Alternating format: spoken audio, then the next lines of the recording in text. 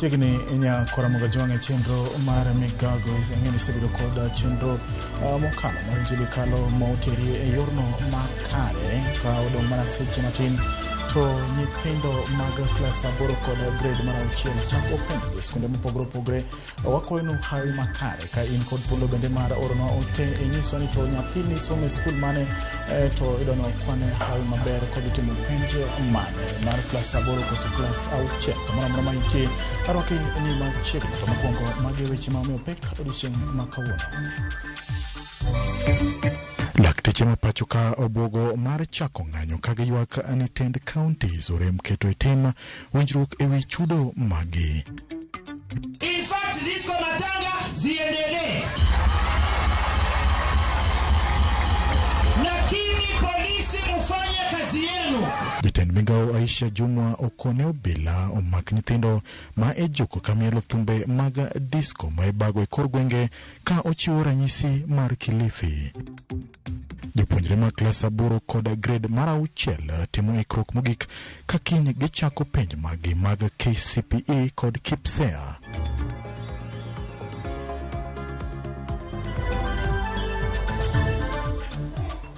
Machiegni inya koramoga jwang' nyinga en James Opondo. Kawa chako gi weche motudore kod siasa yudo ni Chege Njuguna yudo tiko mar UDA welo mar kar chung' od bura ma Kandara bang' yudo ombulu maromo 2,826 kiluwegi Titus Njau mar yudo ombulu maromo 5,335. Stephen Mwaura ne obiro e thuolo mar adek gi ombulu maromo 4,414 kiluwegi James Kamau kod Evelyn Waithera. Welo no noyo ji 14 duto manegeto yudo tiko mar UDA laro kom od bura ma Kandara e yeo ma adunda geno tim dwe mar 6 tarik 5 higa manyien. Njuguna nolaro kom od bura ma Kandara yero maduong' mokalo mar dwe mar 8 gi otiko mar duond bura mar chama cha kazi kama noyombe gi Alizwa Home mabang'e noyudo gwelo kaka jatend Migago mar pi. Tokea uchaguzi ni kwamba Njuguna Chege ambaye alikuwa mshindi wa huu uchaguzi alipata kura 7,826 akifuatiwa kwa karibu na Mbuchu Titus Njau ambaye alipata kura 5,335 na watatu alikuwa Mwaura Steven Mburu Engineer ambaye alipata kura 4,414. Clearly the elections were free, fair, transparent and credible and verifiable. We had a very good number of aspirants, 14 of them, and the voting exercise went on quite well, and we are happy to announce that we have our winning candidate, Mr. Ndongo Shege, who won the elections in a very free and fair manner, and we are happy to say that the aspirants accepted Jona Shege as the winning candidate for the UDA party. Nimefurahia sana na hii ushindi si ushindi ya Shege Njuguna, hii ni ushindi wa watu wa Kandara, kwa sababu watu wa Kandara walitokea siku ya leo wakapiga kura yao na Shege akakuwa mshindi. Pangu kwa wapinzani wangu ni kwamba siasa sio chuki. Ile wakati tulikuwa tumekutana na wao tuliagana kwamba mwenye atachukua hii kiti ataita wengine ndio tukae chini tuongee maneno na tuongee siasa yenye itapeleka Kandara na mbele, na hao wapinzani wangu nimewaita, nimesema wiki yenye nakuja tutakutana tukule kiapo tuongee vizuri ndio watu wa Kandara tushikane pamoja tupeleke Kandara yetu na mbele.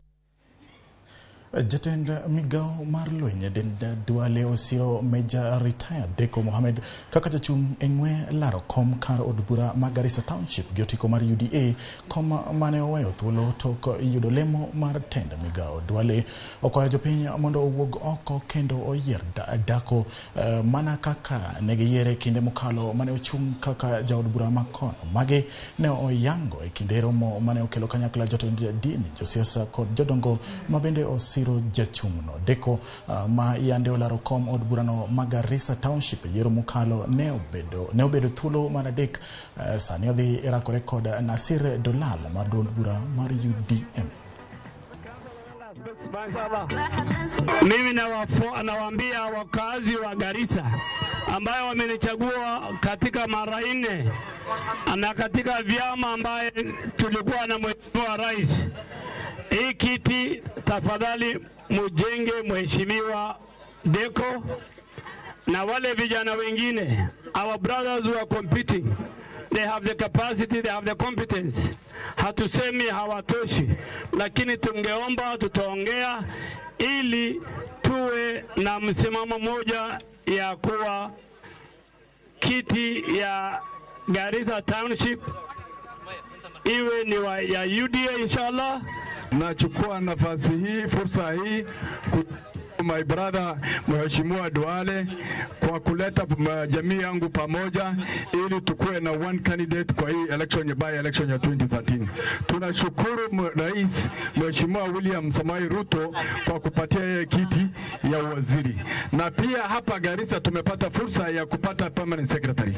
Sisi kama Garissa Town tunashukuru serikali, tunashukuru chama yangu, na mimi nitahakikisha mkisimama na mimi inshallah tutadeliver hii seat kwa jina ya UDA. And we are going to support you. We'll support you day in, day out, so that tomorrow when I come for election and I want to run again, I expect and I request the same help that we are offering now. Tunataka tuheshimu yeye. Na hii kiti kwa sababu ilikuwa ya chama chake, turudishe kwake. Hivyo tu ndio tunaweza kusema asante sana.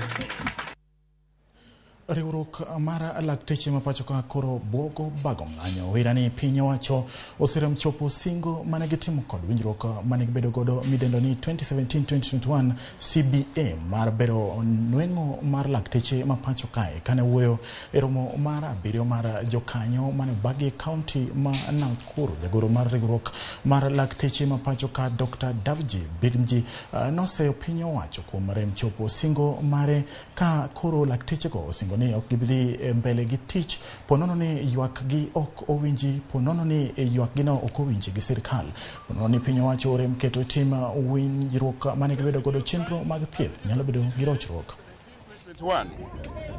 This CBA was the result of protracted and painful 100-day strike. However, it seems that the Ministry of Health, the county government, and the parastatals in the healthcare have forgotten that period. They have abandoned the implementations of the CBA basic salary. They have abandoned and ignored the creation of the call rooms, the posting of medical interns, the employment and provision of tools that are necessary for healthcare provision.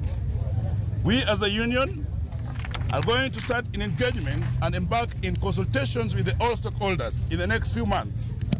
And these consultations will be to ensure that we have the implementation of the CBA 2027 and actively engaged in the negotiation of the new CBA 2021-2025. And the union will consider all the possible actions and even including calling and industrial actions to ensure that that is implemented. We are sending a strong message to all the county governments and the national government that we are soon taking serious actions on this issue for the sake of the many Kenyans who deserve a better and a functional healthcare with doctors. Tend County ma Kisumu kokalo peace manager maboma no balawanga ne otimo pedha otieno manyoro kendo chungo liel manyo dhi nyime anyuola mar mosenindo ne ochano ik odiochieng' ma kawuono kendo nyo gidhi nyime gi timo arita kalore gi chik mar boma no onge ik moro amora mabiro timore e boma mak mana kuonde moketi tenge mar iko jogo ma osenindo.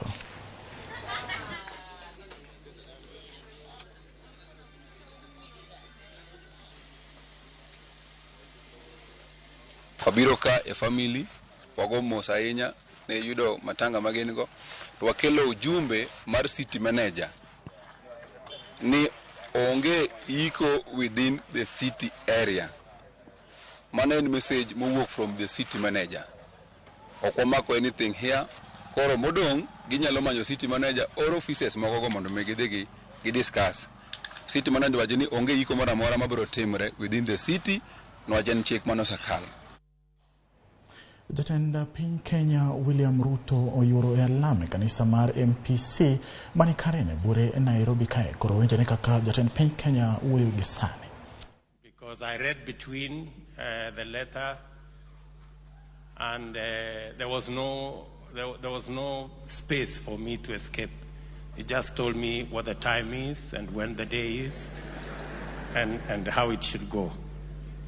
So I am truly happy to be here this morning and afternoon and to thank God for what He is doing, not just in Sitam, but in our country. Let me just say two things. First, let me thank the church for praying for our country. I say so from a position of information and knowledge.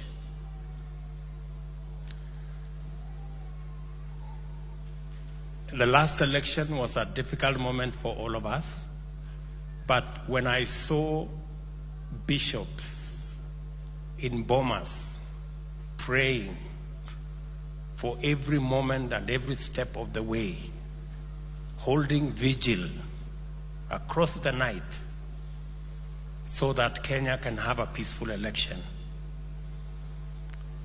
I have nothing but admiration for the church and for the men of God who came through so that we can have a peaceful election in Kenya. Thank you very much.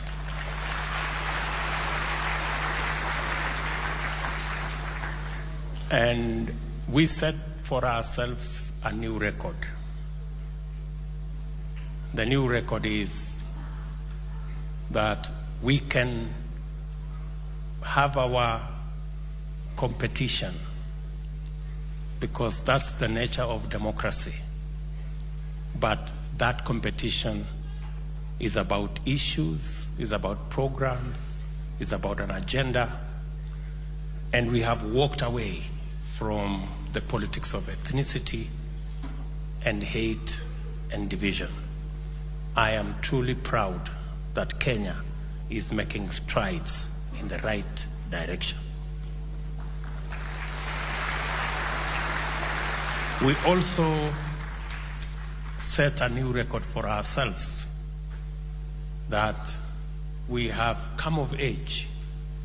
Our democracy is now mature, that we can go to elections, vote, go back to work, and wait for the results of the election in a peaceful, tranquil manner. Again, we thank God for giving us a peaceful election in our country.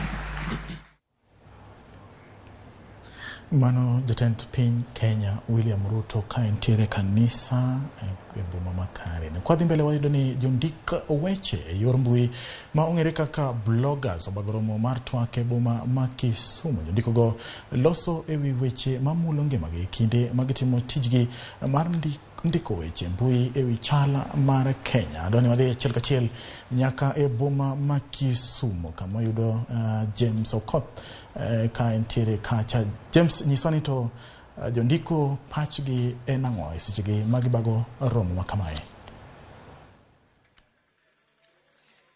Erokamano ahinya James Opondo, achiel kachiel kawuok e boma ma Kisumu County kama warango weche motenore gi arita mar rowere kata jogo mandiko weche motenore gi alwora, weche motenore gi telo kodi weche ma seche moko tudore gi oganda e yor mbui. Warango to kinde ka kinde gisebedo ka ibwogo ngimagi, moko kuomgi imako kendo moko kuomgi igoyo. Odiechieng' ma kawuono gibiro kanyakla mar neno ni to ere kaka ginyalo tiyo kamoro achiel mondo gilosi kata mana buchgi moro madhi rango weche motenore gi arita margi.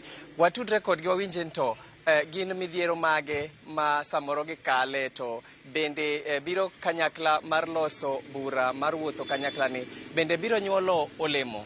Ang' nachak kodi ichakna gi nyingi konan to gin midhiero mage mukale kaka jogo mandiko kotenore gi weche ma mulo oganda.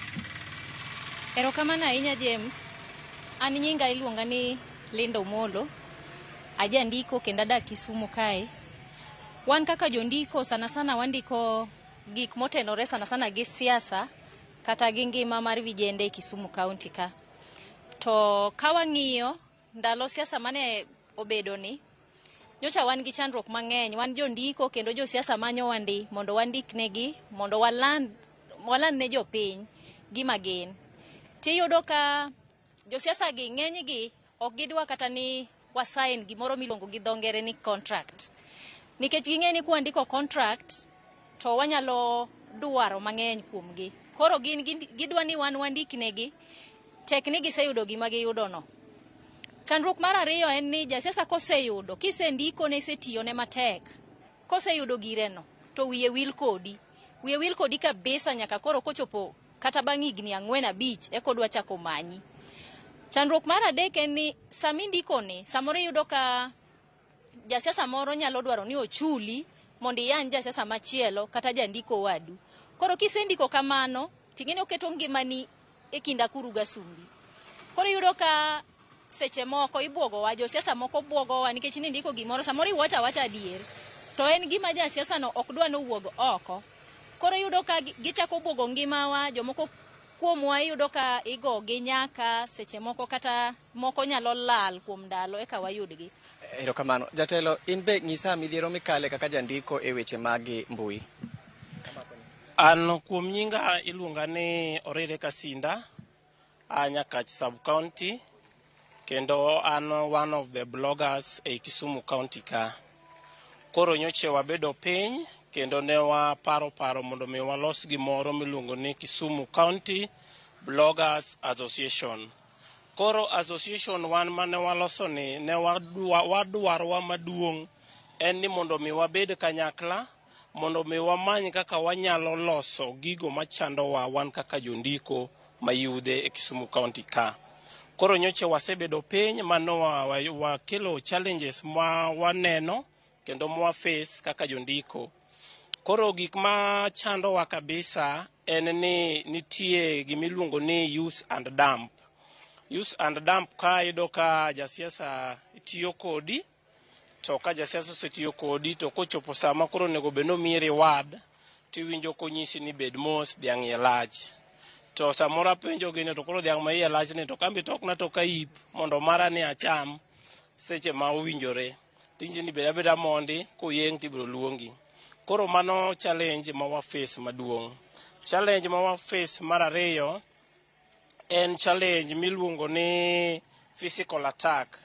Ibo yudo ka nitie kata one of the bloggers mano bedo threatened, to gik makamago mwadwaro ni mondo wa come up with a solution. Nekech kwa riwore kanyakla kendo kwa bedo together, to kata ka ni winjo ka wadumore datim ne physical attack tinyalo miye tip ni bwana obedo kama. Erokamano. Ng'isa kichako gi nyingi to bende nitie olemo ma riwruogni dhi nyago kalure gi arita maru. Mokwongo iluonga ni Jojo Chieng, nyinga mar social media iluonga ni Gwang Kamili. Gimo miyo wakelo riwruokwa ni wadwa ni mondo wakony fellow bloggers. To wanyalo mana konyogi ka wariwore kamoro achiel. Riwruok kamoro achiel bro konyo kata bloggers wetewa manyiri. Ma seche moko josiasa nyalo tiyogo to incite fellow bloggers mondo dhi kata mondo pangne gik maricho mondo obakgi kata mondo bambgi. To waseneno mang'eny siasa manyo kalo ni kaniti josiasa moko matiyo gi bloggers gi machuo to gidhi to gi attack nyithindo manyiri. Ka wabedo kamoro achiel mwawinjore ni mae gima wadwa timo, to wabiro bedo gi hera e kindwa kaka bloggers, to onge blogger mabiro dhi attack wadgi, onge blogger mabiro yanyo wadgi, onge blogger mabiro bet ni seche ma ng'ato manyo hakine kata mondo jasiasa omiye gima nochike to itiyo gi blogger machielo mondo mi obed suppressed. Koro wadwaro ni kaber to kwa medo riwore kaka wariwore ni, to wabiro come up gi yo mwanyalo biro kod memorandum of understanding e kind jondiko kod josiasa. Makapo ni jasiasa dwani mondo itine, tikwongo bet piny tu winjoru ni adwa na tini to mae gima biro timona nikech waka nitie jomodhi school and most of us have gone to school. Koro be wadhi school wan gi profession. Jasiasa tiyo kodi to ng'eyo be ni in japuonj kata ng'eyo ni in administrator to konyal mi tich to ngino nyalo mi. Erokamano ahinya. James Opondo, mana kaka iwinjono weche thoth ahinya ma chando joma ndiko e yor mbui e weche motudore gi telo ahinya to jogo magi sebedo ka giywak ne kaka isewinjono gin weche josiasa ma kinde duto tiyo kodgi to bang'e ka giseyudo gino magidwaro to dok bologi. Geno koro nitie ni samoro riwruok magidwa chakoni biro neno yo magibiro tiyogo maber kendo biro neno yo magibiro dago to kod tiyo tijgi mar ndiko e yo mar kwe. James Opondo, an kuomi. Erokamano James Okoth koni weche odhuro sae matin. Erokamano kuom miyowa lipodno kowuok Kisumu. Nyakona Mogajwang wachuni kendo asingo ni abro mana somo ote ma wuorona ne jogo makwayo hayo maber ne nyithind klas 8 kod grade mar 6 ma dhi timo penj RAMOGI TV. An Molo Kiema Chuwala hayo maber ne nyithindo duto mag Jazam Academy kod Kikonge Primary School. An Molo Kiema. Erokamano RAMOGI TV my fellow Woda Mary agwedho mateka kwayo hayo maber ne students ma wuok Sigiria Secondary School. I wish them good success kod Ongo Primary School. Aneno ka bende wasomo gik ka endi RAMOGI TV mora mokalo akwayo hayo maber ne Limumba kowuok Kamasi Ndhiwa madhi timo penj mar KCPE ma wiki abunde. Erokamano jogo ma orono otemo dhuro kanyo wadoko ywe matin kumede kwa duogo to pod wan kod weche mathoth bende pod ami thuolo mar oro ote mag hayo maber ne nyithindogo madhi timo penj. Kik dhi mabor.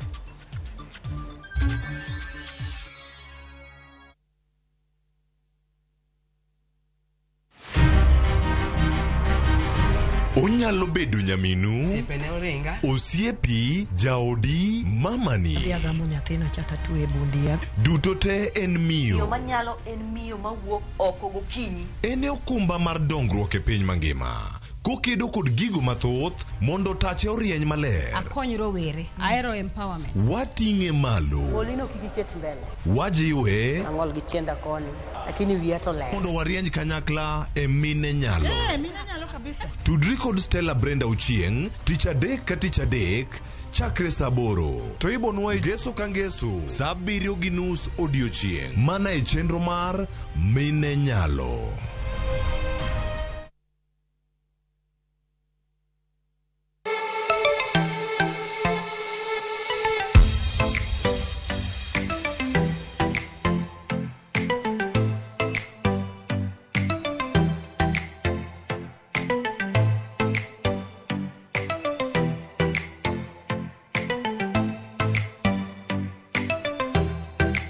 Weka prediction yako sahihi when the odds are still high on who you think will win the World Cup.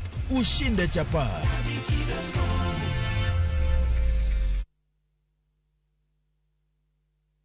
Collect fare kwa boda au matatu ukitumia ViewPay cashless na uqualify for bima ya 100,000 shillings pamoja na medical cover ya 20k na permanent disability cover ya 100k kwa 5 bob pekee. Dial *236# today to start using ViewPay cashless. Platinum ni waere kabisa. Okonyowa. Kembe mang'eny machiwo ne ji pesa gidwa pango line machak duogni karatasi. Platinum to konwang' ni ingability pesa kuomi kata seche 24 okrum umiyowa yote miyowa pesa kata wagen go olo kamano to umiyowa yot mar olo kose penye ni confirm details magi pesa sindi wach makanyo waloro wadhi mbele gi biashara mawa. E kambi mar Platinum Credit waketo mwandu kuom jogwa mondo gitinwe yo makare sasa ya maidwarowa. Mane momiyo keto achiel kuom kembe mabeyo mandiko ji e tich e piny Kenya. Ywanwa tole namba mar 0709 900000 mondo watudre kodi kawuono kata di *619#.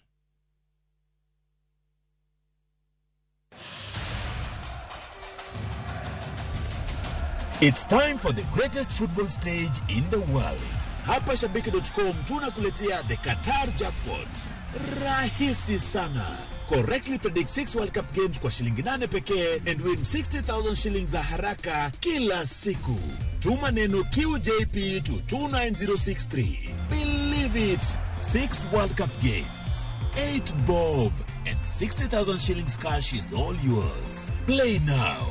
Strictly not for persons under the age of 18. Betting can be addictive. Play responsibly. Shabiki.com is authorized and regulated by the BCLB. License number 416. Shabiki.com.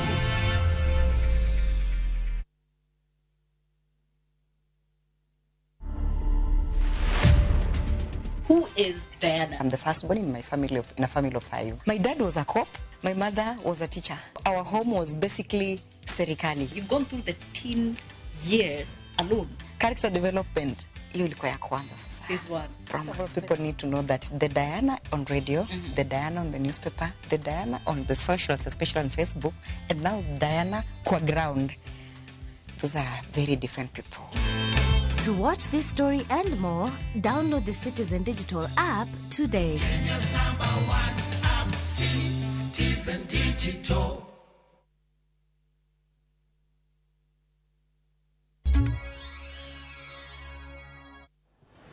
Machiegni kendo Ramogi kaka yor keto ikruok makare mar neno ni jopuonjre ma dhi timo penj e alwora mar Nam Lolwe timo penj maonge rochruok moro amora. Sub county ma Bunyala ogolo yiedhi makende ma dhi konyo e tero otese mag penj e sikund go, kendo sombo jopuonjre ponono ni nitiere dwaro mar timo kamano.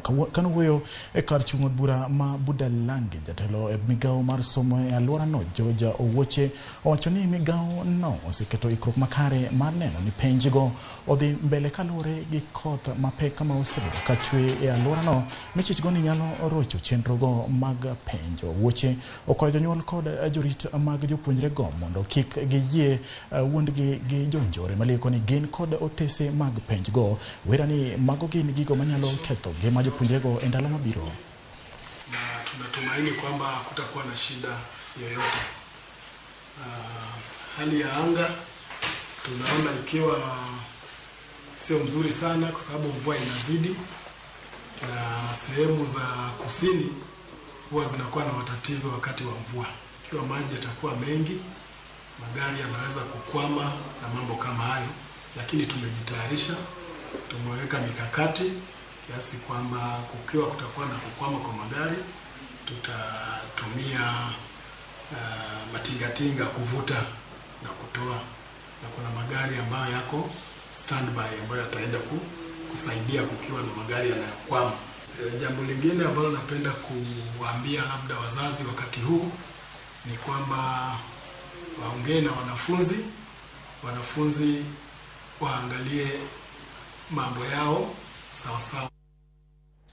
Jonyuol mag jopuonjre grade mar 6 machano chako penj maduong' e sikund primar ma Korati County ma Tana River obedo gi buok tok fwenyo ni nyinge jopuonjre go yande ondiki e sikul mopogore kod sikund gilero ni giyango weche go tich abich mokalo ma en ndalo manok kende ne chako penj maduong' mar Kipsea. Gikwayo mondo olok nyinge go mapiyo mar reso gi ka giwacho ni gitiyo kod omo mathoth mar kauting mar wuoth kod chiemo ne nyithindgi ma otere e sikul ma ochwalore. Japuonj maduong' mar sikulno Edwin Kabitao wacho ni chochni ne obedo ka jopuonjrego ne ondiki e sikund primar ma Bangale ka ne onego ndikgi e sikund mar Mbalabala. Bangale ambaye shule yetu hapa Academy, na sisi kama wazazi hapa kidogo tumetishika. Vile mnavyojua hali ya uchumi ndio hiyo, kutoka Korati mpaka Madogo ni kilomita 55, kutoka Madogo mpaka Bangale ni 80, yote ni kilo 135. Imekuwa akinikero kwa sisi kama wazazi. Nimejaribu kufuatilia wakubwa wahusika ya hiyo mitihani. Mwalimu ambaye alihusika pale hakuwa anajua hiyo code 73 72, hakuwa anajua tofauti yake, so akaweka hiyo 73 na ndio imeenda Bangale. Ile kitu naomba tu ni kwamba safari hiyo nyingine isifanyike, wafanye mitihani mahali wako. Na hii tunaomba Mheshimiwa Rais Bwana Ruto kwamba rais wetu aingilie hii mambo ya CBC. Wazazi hawataweza hii CBC, wavunje mbali, ikuwe system ambaye ya zamani iendelee. Na kosa lililotokea ni kwamba wakati wa registration ya NEC, aliyeregister hakuelewa kwamba ameregister vibaya, kwamba mahali aliregister hiyo container 73, ambayo container 73 ni ya Bangal, 72 ndiyo ya hapa Madogo, 71 ni ya Bura.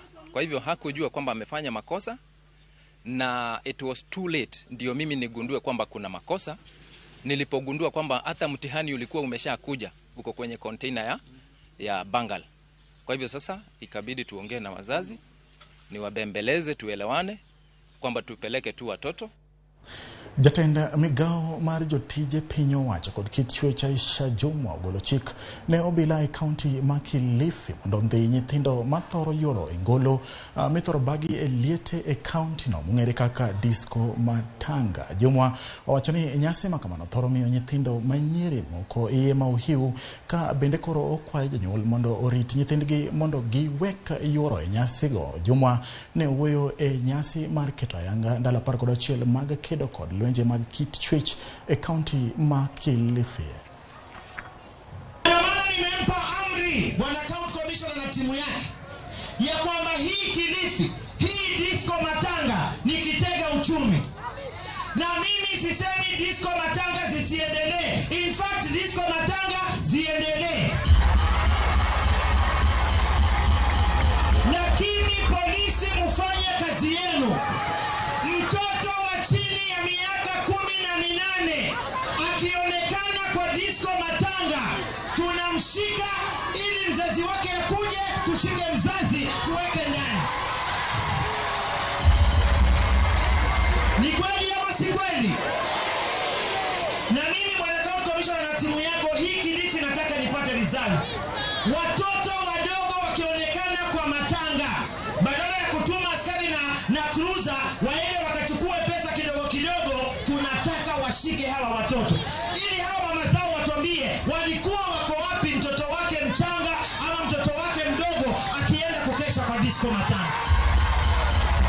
Lazima tuweke hapa watu kama 3-4 hapa Kilifi prison hapa. Hao wazazi ndio hao, wengine wote watafuata mtindo, si ndio? Wach mar disco matanga nyakona magajwa ndalo mane wadongo, principal ne keto ng'ata chiel mondo dhi e thum, indiko nyingi to kochopo wuok tich, mano kaka ibro rodhi.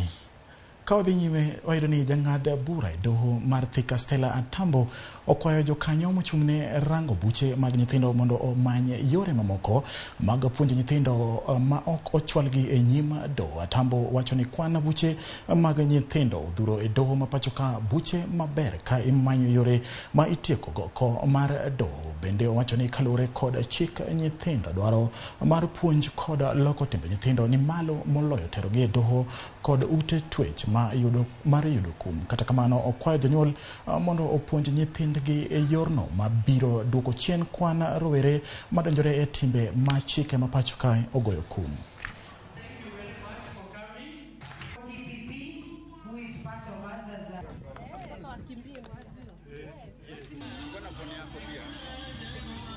For every little offense a child makes, you don't have to bring them to court. There are other ways of trying to rectify this child. Let the court be the last option. Let remand be the last option. And so it's not a challenge because it is something we can sit as a community and talk about and discuss. But then again, it is a collaborative effort. As you have seen today, all the stakeholders are here and this is their reaffirmation that if we sit down as a community, as stakeholders, we will be able to solve children issues. The Children's Act 2022 is more towards rehabilitation, more towards communities raising children. Remember, we just talked about it, that it takes a village to raise a child. I urge parents to be on the lookout, to spend time with their children, make time, because these are the children that are making you work so hard, and take time to let them debrief. Betty Akinyi ma en jafwambo Ramogi TV kendo mandiko weche manyien mbui mar Ramogi TV koro ochako wuoth mar dak ma opodhi kod wuon pargi Sylvester Ajula ma nyo giriwogo Kenya. Betty kod Sylvesters ne oriwo arus margi kanisa mar St. Anthony Abot Catholic Church mani Kisumu. Nyasi mar arus no nyo oyuore gi familia osiepe kod ji mamoko ma oteno gi nyo gitiyo kod thuolo no bende mar Uganda ewi dak makare kod ber mar riwo Kenya. Was graced the marriage at Cana by his presence, blessed this marriage between Sylvester and Betty with his presence, and filled them with his love. Mor ka Ruth omiya jaodani, to mor ka wachako ngima manyien e Kristo. Wasedak e ngimani e yore mag chike mag luo, koro wadonje e yore mag Kristo. To en gima maber kabisa, to en gima dwaro chir. Nyaka ng'ato bed ng'ama jachir gi ng'ama bolre. Odiochieng' ma kawuono adwoko ne Nyasaye erokamano kuom timo maduong' ma osetimonwa kamae. Wanyalo chano ka dhano but ang'e ni Nyasaye emomiyo kawuono odiochieng' ma kawuono otimore kaka obet. Nyakwara Mogajwang' donge mit nikech jogo ma oherore terore lwet Nyasaye kendo imiyo gi gweth mar arus ne nyidendi mapok omak lwetgi Ramogi TV. Wakwayo nu hawe maber.